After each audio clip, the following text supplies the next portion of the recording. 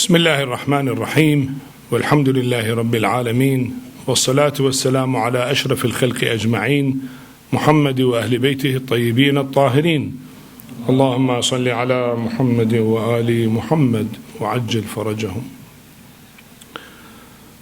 The subject of a prayer in fiqh, we have finished the wudu and ghusl and tayammum, and we have reached to the subject of the prayer, wajibatul salah. Before starting rules of the prayer, here there is a great stress in ahadith about importance of the prayer. That as-salah amududdin is the pillar of religion. In qubilat, qubila ma siwaha, if it has been accepted, then the rest of the deeds will be accepted. وَإِن رُدَّتْ رُدَّ مَا سِوَاهَا, and if the prayer was not right and was rejected, rest of the deeds will be rejected. Or in certain hadith said, أَوَّلُ مَا يُسْأَلُ الْعَبْدِ عَنِ الصَّلَاةِ, the first thing in the grave the person is asked is about the prayer. If his prayers are good, then they will ask him about other good deeds. If it is bad, then they will not ask him, and he will be punished for that. Well, in certain ahadith said in the grave, some of the deeds will get a shape to protect the person in the grave. The prayer will be in his right hand and the zakat on the left hand. In some ahadith, the som, the fast, is on the left hand, and also the hajj in the front, and amr bil ma'ruf nahy al munkar in the back, and the wilaya is up, his faith and accepting imamate of Ahlul Bayt salamullah alayhim. So when the angels come to question him, then if they come from the right side, the prayer will protect him. They said, well, he is good, don't question him and don't let him feel any fear. If he come from the left side, his zakat, or in another hadith they said som, his fast will protect him, and so on. So the angels will say that we cannot reach this person. He is protected from 6 sides, right, left, front, back, and up and down, and they leave. So the one who is up will turn to the others and said, you have defended your person very good. Would you please tell who are you? Introduce yourself.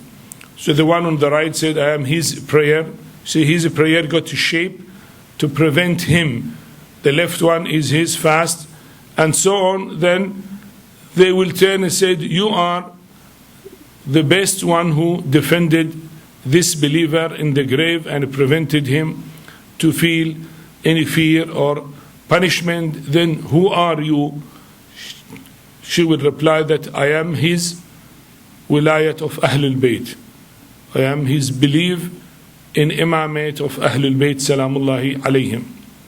So this is importance of the prayer has to be performed properly and completely. And we see here in the Risale a lot of points mentioned. Of course, these are very short, but said namaz, or the prayer, is the best among all acts of worship. If it is accepted by the Almighty Allah, other acts of worship are also accepted. And if prayers are not accepted, other acts are also not accepted. Offering of prayers 5 times during day and night purifies us of sins, in the same manner as bathing 5 times during day and night makes our body clean of all filth and dirt. So you see, the effect here is purifying the person. The daily prayer purifies us. It is befitting that one should offer prayers punctually. A person who considers prayer to be something ordinary and unimportant is just like one who does not offer prayers at all. The Holy Prophet has said that a person who does not attach any importance to prayer and considers it to be something insignificant deserves chastisement in the hereafter. That is a tahawun bis-salah, to take it easy. What does it mean? One is not taking care of the prayer as something important. You see, the time of the prayer for Dhuhr prayer is there, and he will not care to offer the prayer. He wait till, let us say, 10 minutes before sunset. If there is no reason to delay the prayer, we are not supposed to delay it. You see, we are allowed to delay it. Well, if I am in the market, if there is no place to pray, if I am in the university, I cannot offer it. There is a class, for example, my clothes are not clean, so I need to come home to clean my clothes. Okay, we are allowed to delay. But if there is no reason for that, even if I am at work and it is easy for me to pray, my clothes are clean, tahir, and I am already on a state of taharat, wudu, already I perform wudu at home, or maybe I can perform wudu at my school, at my college, at my work, and I can offer my prayer. Why should I delay it later on? See, delay if there is no reason for it means taking it easy. You are not caring about it. And here, the hadith from the Holy Prophet said that he will feel a punishment for that. Or as it is known, hadith of Imam Sadiq alayhi salam, at the end of his life, just before his death, he asked all his relatives to be gathered for him, and he said, إن شفاعتنا لا تنال من استخف بصلاته ولم يهتم بها. He's talking to his relatives. He said, our, means Imam's intercession, will reach not those who are careless about the prayer and do not take it great, They take it easy. Well, sometimes prayer is performed properly, sometimes improperly, sometimes on the time, sometimes, careless, make it qadha, and so on. He's not caring to pray, If somebody care to pray and he cannot, fine, it is time of Dhuhr, but I am in the street, there is no mosque, no place, I have no prayer mat to pray, I cannot pray in front of the people, fine, I delay it for 1 hour till I go back home, But suppose I am at home or at work or at college and I have 1 hour or 2 hours, there is a free time, and I can go to the place where it's for the prayer, and I can offer my prayer. Why should I delay it? So if I take it serious, I will not delay my prayer. I will pray it on time. Besides, the thawab of the prayer on time is much greater than thawab of the prayer at end of the time. In one hadith they say, أولها جزور وآخرها عصفور. The size of the prayer, he gave size like a camel, and its size means its thawab and reward at end of the time will be like the small bird, asfur. You see how? Let us say 1 per 1,000.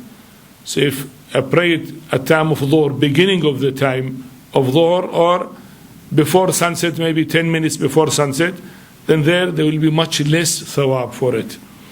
So you see the importance of thawab is great, but sometimes we are careless about it. But when we see the hadith, there is a great importance for that. Actually, it is mentioned that it is mustahab to be prepared for the prayer. When you know after 15 minutes time of the prayer will start, then you go to bathroom and then perform your ablution and come and wait for the time of the prayer as you are waiting for a dear guest. How when you are waiting for a guest, you will not prepare yourself when the guest come, you prepare yourself before coming of the guest. So if the prayer is dear for us, I go and prepare myself. I perform my ablution and I have, let us say, a clean cloth, and I wait for the time of the prayer in order to offer my prayer.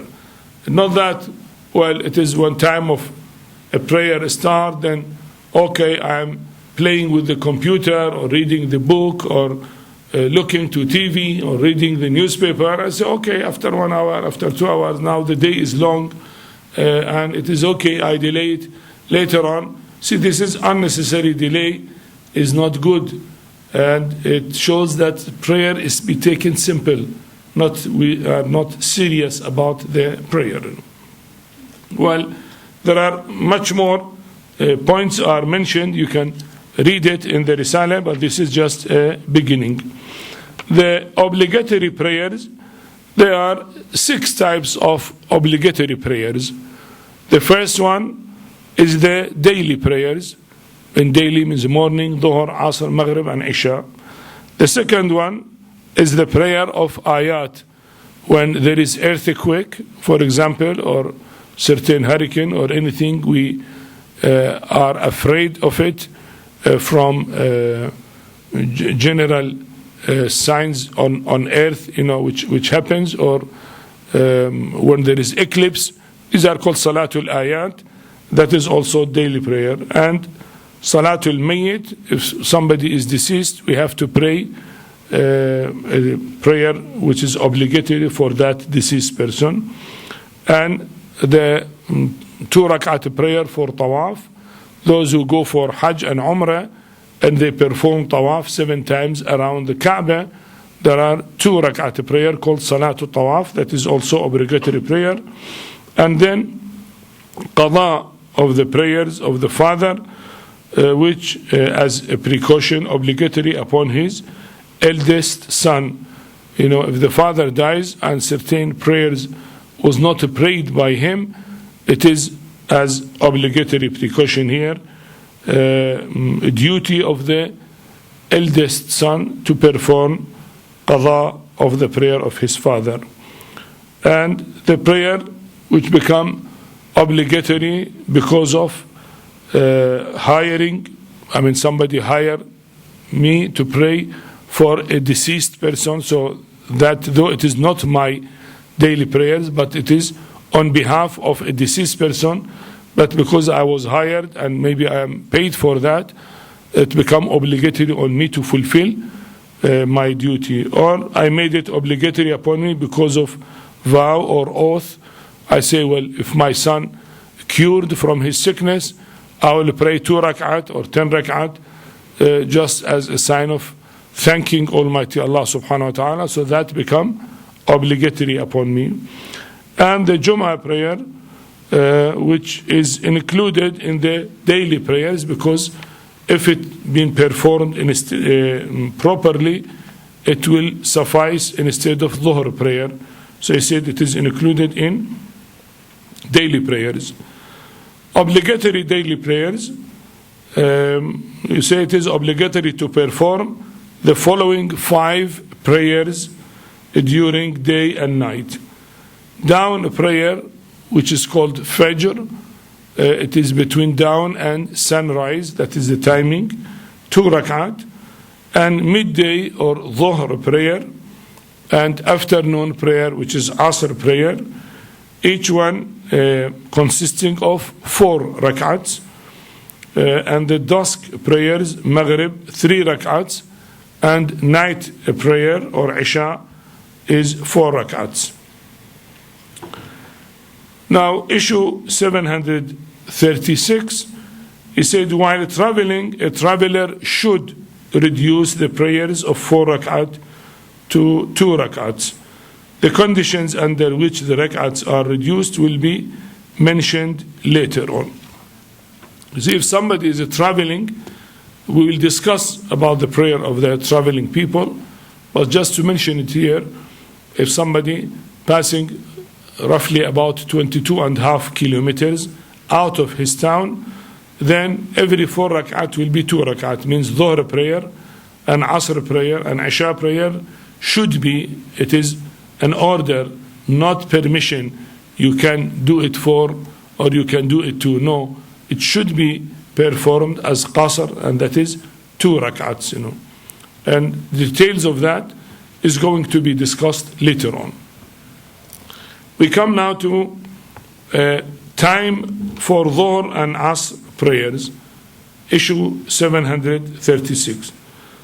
He explains here how we know. Dhuhr prayer is actually the midday. Midday means the time between sunrise and sunset. That's called the midday. In the old days, there were no clock to know that sunrise is at this time and sunset at this time, so when it is midday. So what they used to do, they put a stick, a pillar, and they see when the shadow is being reduced to minimum, and that means the sun is exactly horizontal above us. And when the sun turns to the west, the shadow will start increasing. So the time when the minimum shadow is there, or sometimes there is no shadow if the sun is directly perpendicular, that rarely happens, but maybe usually the shadow from the sun is in the east will turn toward the west. When it is at the middle, the shadow will be reduced, and when turned to the west, the shadow will increase. So that is the sign that it is Dhuhr prayer to start with. Usually it is around, let us say, 12 o'clock, or there is summertime, 1 o'clock in certain areas, but it is not always exactly 1 o'clock. Maybe 10 minutes before 1 or 6-7 minutes after 1, depends on seasons, because the timing between sunrise and sunset are not the same. And in certain areas it is 1 o'clock. In certain areas it is around 12:30 and 1:30, or 12:45 and 1:45, depends on different cities if they have winter and summer timing, you know. But why it is not exactly? Because, as I said, sunrise and sunset are not reduced or increased exactly the same. Sometimes little sunset is earlier 1-2 minutes than the sunrise, sometimes the reverse, you know. So that is why it is maybe before 1 o'clock few minutes, or after 1 o'clock a few minutes, if it is 1 o'clock in that country or in that area. However, as we said, the timing is when the sun is coming midway between east and west, you know, between sunrise and sunset. That is the timing for Dhuhr prayer.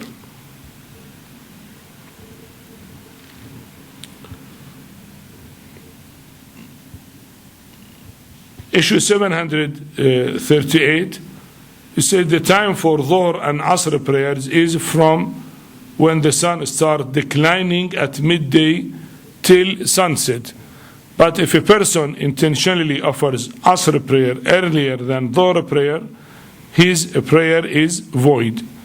However, if a person had not prayed Dhuhr till the end of time, and the time left before Qadha allows only one prayer to be prayed, he will first offer Asr prayers in time, and then his Dhuhr will be Qadha. See, to explain this, from midday till sunset, the time is common for Dhuhr and Asr. But beginning of the time is only for Dhuhr. Why? Because you cannot pray Asr before Dhuhr. Suppose it is 12 o'clock is the midday. You cannot pray Asr at 12 o'clock, because you have to pray Asr after Dhuhr. You cannot pray Asr before Dhuhr. So the first, let us say, 5 minutes is only for Dhuhr. You pray, and Asr after that will start. Now suppose you forgot, or you was busy, or for any reason, or you had no water, etc., and only 5 minutes remain before sunset. Only 5 minutes, and then sunset will happen. That 5 minutes, you pray Dhuhr first, and Asr will be Qadha, will be after sunset, or you have to pray Asr and Dhuhr will be Qadha, because there is no time to pray Dhuhr. They said the last time, 5 minutes before sunset, is only for Asr. So let us say the first 5 minutes is only for Dhuhr, the last 5 minutes is only for Asr. If you have no time and then you find only, you pray Asr, and then after sunset you pray Dhuhr as Qadha, because that time is only sufficient for either Dhuhr or Asr. But in between time is common for both Dhuhr and Asr. Time of Asr will start after Dhuhr prayer till the sunset. Anytime one can pray it, So this is what is meant in this issue. Issue 739. If a person begins offering Asr prayers forgetfully before Dhuhr prayers, and during the prayer he realized that he has committed a mistake, he should revert his niyyah to Dhuhr prayers. That is to say, he should intend that from now onward till the end of the prayer, it would be Dhuhr prayers. After completing the prayers, he will offer Asr prayers. See, sometimes when in hurry and do mistake, he did not pray Dhuhr prayer, and he thought he prayed Dhuhr prayer, and he started with Asr prayer. His intention say Allahu Akbar, and he start Asr prayer. At the middle, he realized that he did not offer Dhuhr prayer. So what should he do? Should he cut the prayer? He said, no, not necessary to cut the prayer. You change your intention that it is not Asr, it is Dhuhr prayer. And it will be counted as Dhuhr prayer complete. When you finish it, then you pray Asr prayer as usual. Though at the beginning your intention was it was Asr, but it was a mistake. When at time of the prayer you realize you did a mistake, you just change your intention. Said, no, this is Dhuhr, not Asr. And you complete your prayer as usual, and then later on you pray Asr prayer. Now here he started with Salatul Jum'ah, the Friday prayer, and issue 740. Because Friday prayer is common here, so it's good to discuss about it. Friday prayer is obligatory prayer when there is a prophet alive or imam is available among the people. Even the Hanafi sect among the Sunnis, he says it is obligatory when there is Imam Adil lil Muslimin. There is a just leader or Imam of the Muslims. If there is no Islamic government with just leader, then the Jum'ah prayer is not obligatory. And according to Fiqh of Ahlul Bayt Salamullah alayhim, it is the same. It is obligatory when there is the just leader is the Holy Prophet or the one of the 12 Imams alayhim salam. So that is the just leader. At their presence, Jum'ah prayer become obligatory. But nowadays that we live in occultation of the 12th Imam is not apparent among us, and there is no Islamic government run by the Imam. So the views of the ulama are different here. Some of the ulama said you cannot offer Jum'ah prayer. Why? Because its conditions are not fulfilled. Condition of Jum'ah prayer is when there is a just leader for the Muslims. When there is no just leaders, then that prayer, its conditions are not fulfilled. That prayer is not wajib. So they said there is no point. It is actually prayer for the government. We have to pray in that prayer for the leader of the Muslim Ummah. When he is not there, then you cannot pray it. We wait till its conditions are fulfilled by appearance of the 12th Imam. So one view of the ulama is like that. The second view said, well, though Imam is not there, but you cannot pray it with the niyat of the al-qurba al-mutlaqa. You say qurbatan ila Allah ta'ala generally. Maybe it is accepted, maybe not. So you pray it with that intention. But it is a must to pray Dhuhr prayer. It will not be sufficient of Asr prayer. Why? Because we are not sure whether it is accepted or not. Maybe it is not accepted because there is no Imam for the Muslim, no apparent Imam for the Muslims nowadays. So it has no value. And maybe yes, there is value for it. So you pray it with the intention of, let's say, al-qurba al-mutlaqa, in general nearness to Allah subhanahu wa ta'ala. If it is accepted, fine. If it is not, still is fine, because I am offering Dhuhr prayer and then Asr prayer, so nothing is lost. So that is the second view.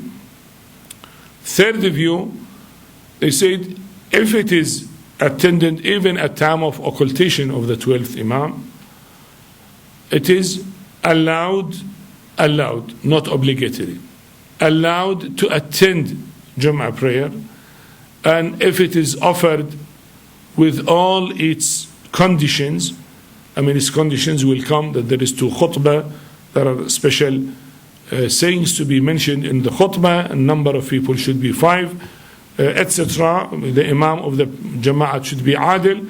If all conditions of Jum'ah prayer are fulfilled, you are allowed to pray, and if you pray Jum'ah, it is sufficient for Dhuhr prayer. You don't need to pray Dhuhr prayer.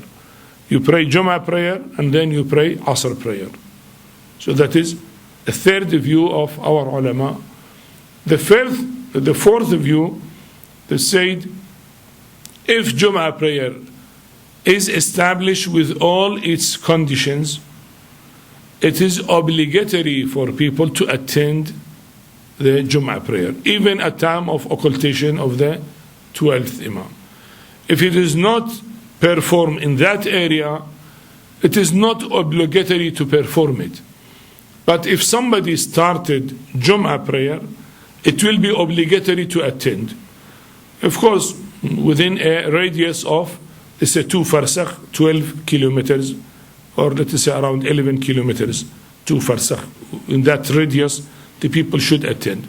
So there are different views of our maraja, and everyone will refer to marja of taqleed for him and see what is his issue about Jum'ah prayer. But it's good to know that these are different views about it.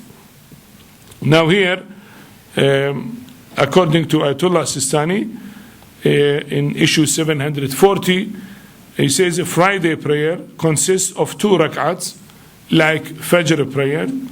The difference between these 2 prayers is that Jum'ah prayer has 2 sermons before it.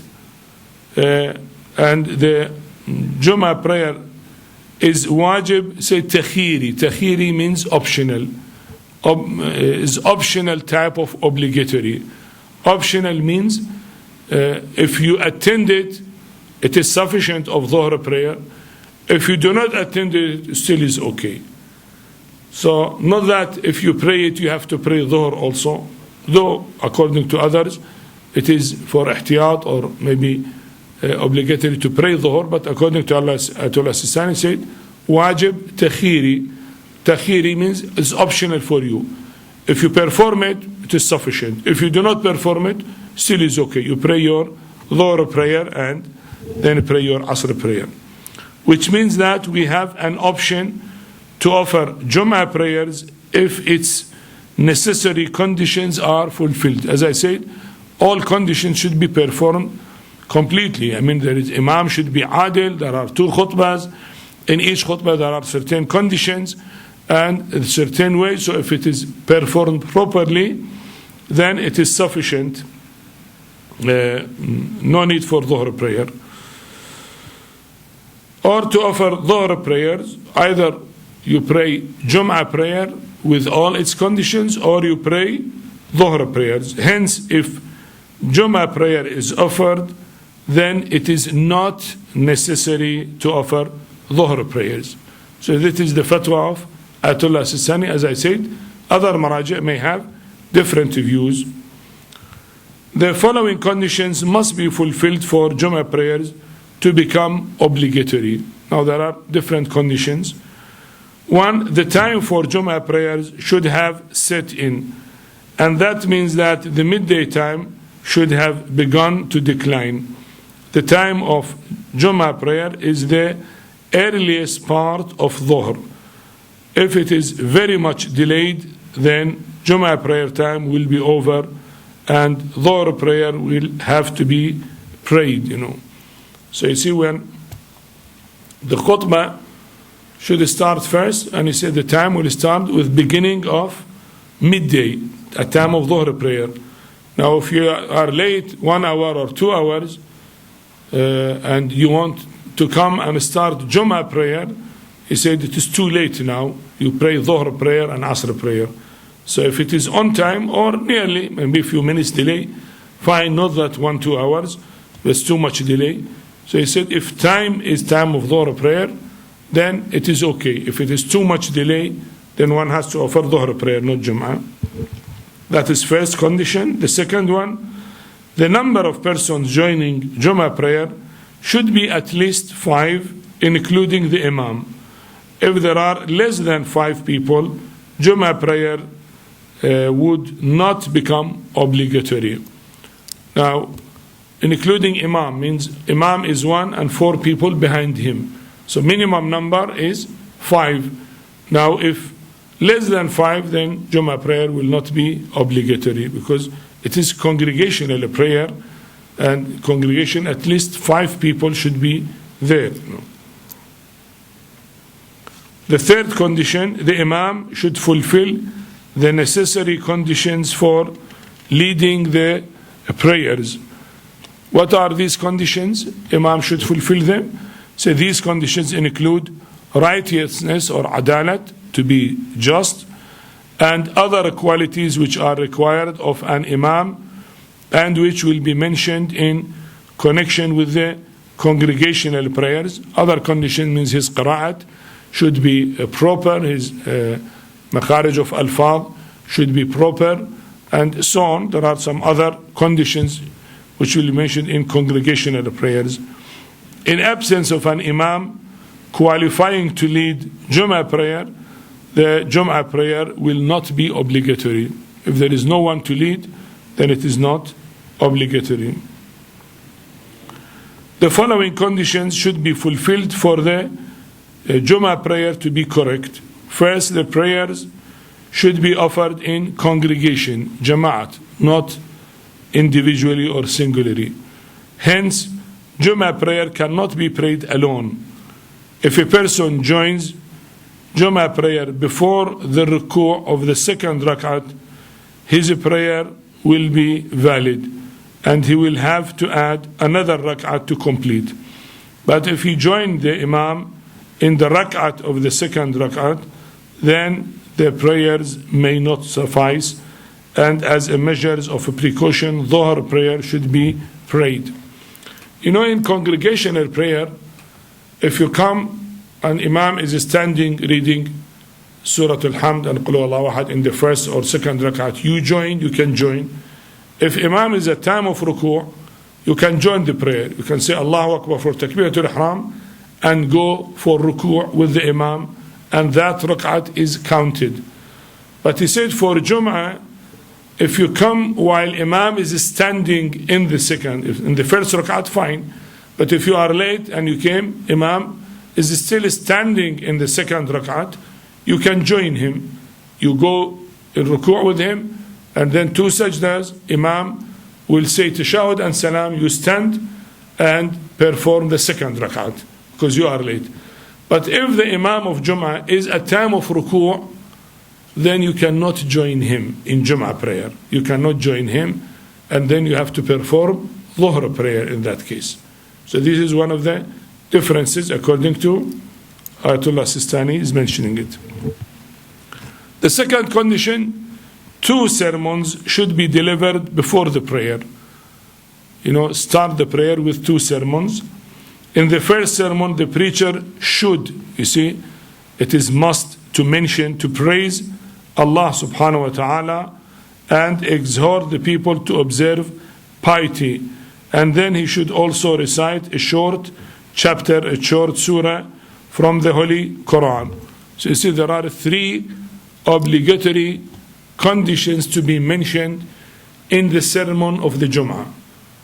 Alhamdulillah, the praising Allah subhanahu wa ta'ala and preaching the people, telling them to be pious. And third, reciting one surah, complete surah, maybe small surah of the Holy Quran.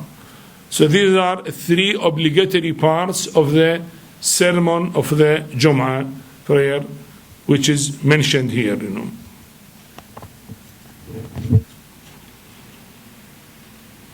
Well, that is the obligatory part. Of course, for recommended part, then he can continue preaching people, teaching people, guiding the people.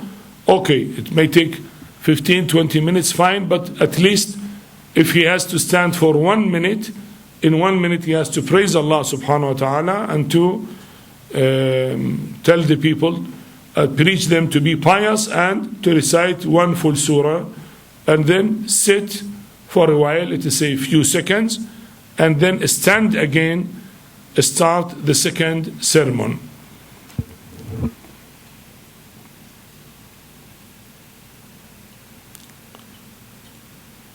Therefore, he should sit down for a while.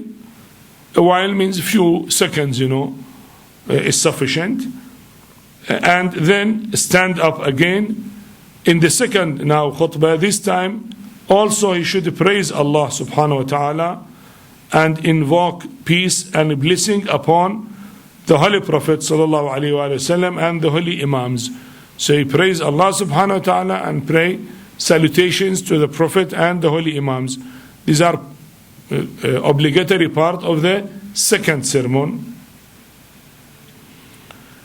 And as a recommended precaution, seek forgiveness for the believers. Say, Allahumma ghfir lil mu'minina wal mu'minat. Ask Allah for forgiveness of the believers. Some said it is obligatory, here said it is recommended obligation, according to Ayatullah Al-Sistani. It is necessary that the 2 sermons should precede the prayer, before the prayer. It will not be correct to offer the prayers before the 2 sermons, and it is not permissible to deliver the sermons before Dhuhr time has set in. You know, some said before Dhuhr, let us say Dhuhr, if it is at 12 o'clock exactly, I start 15 minutes before 12, I finish the sermons, then at time at 12, I start Dhuhr prayer. So no, that is not allowed. The sermon should start with Dhuhr prayer and onward. Before Dhuhr prayer, even the sermon is not allowed to start. It is also necessary that the preacher should be standing while delivering the sermons. We said he used should be standing, not sitting, should be standing in front of the people. Hence, if he delivers sermon while sitting, it will not be in order. So these are the conditions, you know. You should be standing. It is also necessary and obligatory that there should be a break between the 2 sermons by way of sitting down during the interval for a while. It is also necessary that the preacher who delivers the sermons should also lead the prayers. You know, sometimes they say 2 people, is it allowed or not? One will lead the sermon, deliver the sermon, and one will lead the prayer. Is it allowed or not? He said no. The one who delivers the sermon, he himself should lead the prayer. There should not be 2 people. Only one person deliver the sermons and he himself lead the prayer. These are all conditions of the Jum'ah prayer.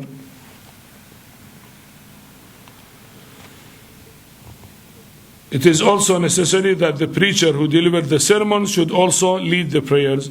Taharat may not be a condition for delivering the sermons, but as a precaution it should be maintained. Well, it's not obligatory, but as a precaution one should be on taharat, means on wudu at time of the sermons. As far as the glory of Allah, invocation of prayers and mercy upon the Prophet and Imams are concerned, it must be rendered in Arabic. As the prayer we say it in Arabic language, then the obligatory part of the sermon should be mentioned in Arabic.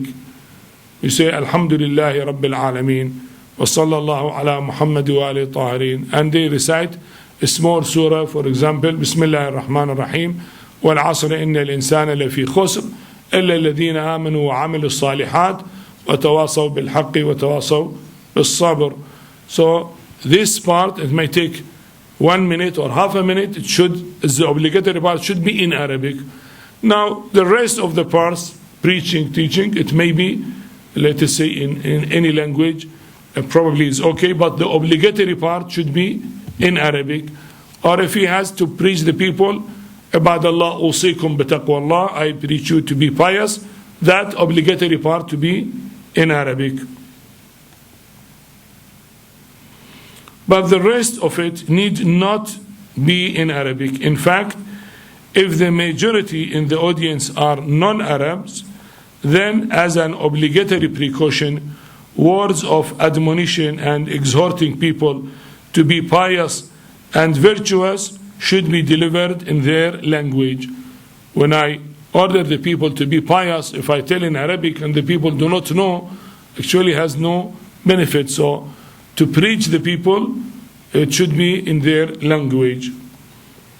Now, again, the third condition, he said the distance between the two places where Jummah prayers are offered should not be less than 1 farsakh, about 3 miles. Hence, if the distance between the two places is lesser and both the prayers commence at one and the same time, both will be void. You see, Jummah prayer is not like daily congregational prayer. Daily congregational prayer, you can pray in this mosque, a congregational prayer, and a second mosque beside it, another congregational prayer. But Jummah prayer, people of a larger locality should attend. So that is why it should be 1 farsakh, about 5 1/4 or 5 1/2 kilometers, or say 3 miles.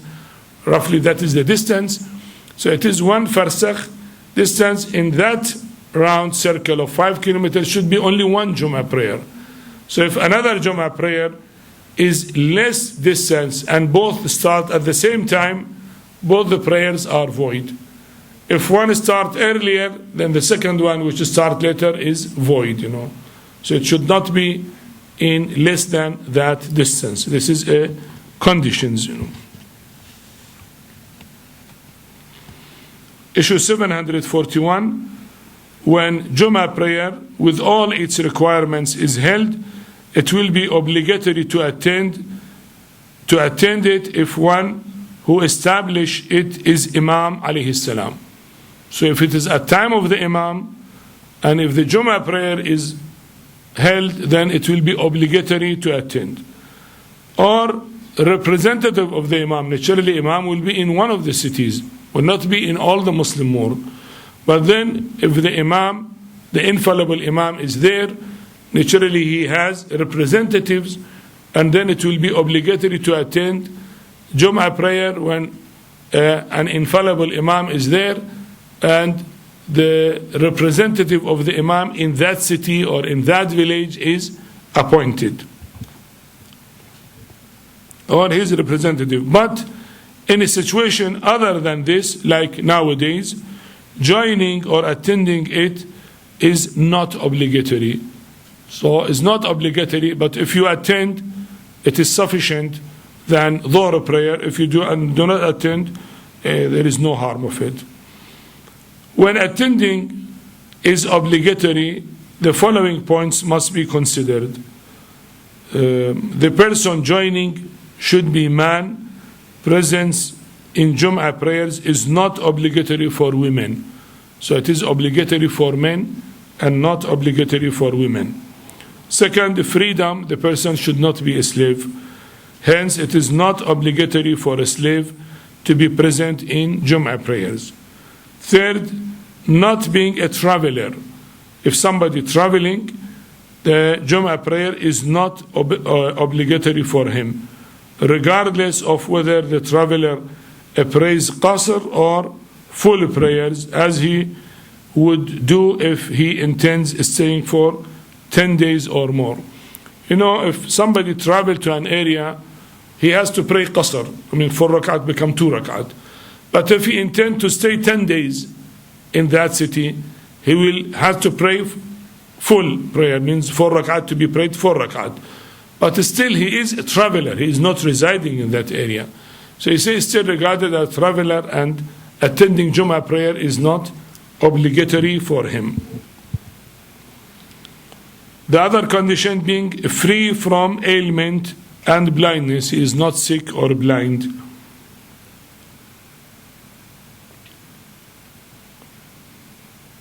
The other condition, not being old, hence Jum'ah prayers is not obligatory for old men. Well, for them it's difficult to move and is not obligatory. Allah made it easy for them. And the other condition, that the distance between the place a person is and where Jum'ah prayer is going to be held should not be more than 2 farsakh or 11 kilometers. And it should be obligatory for a person who is at the end of 2 farsakh to join the prayer. So within a radius of 11 kilometers, it is obligatory for people to attend. But if somebody lives beyond that, let us say 15 kilometers from where Jum'ah prayer is being held, it is not obligatory for him to come and offer the prayer. And similarly, participation in Jum'ah prayer will not be obligatory for a person who finds it extremely difficult because of rains, severe cold, or so on. Well, at times when there is no car and there is heavy rain, and to move 11 kilometers is not easy, so it will not be obligatory. Well, there are a few more conditions at the issue 742, I think are clear and one can read them. Walhamdulillahi Rabbil Alameen, wa sallallahu ala Muhammad wa alihi at-tahirin. Allahumma salli ala Muhammad wa ali Muhammad.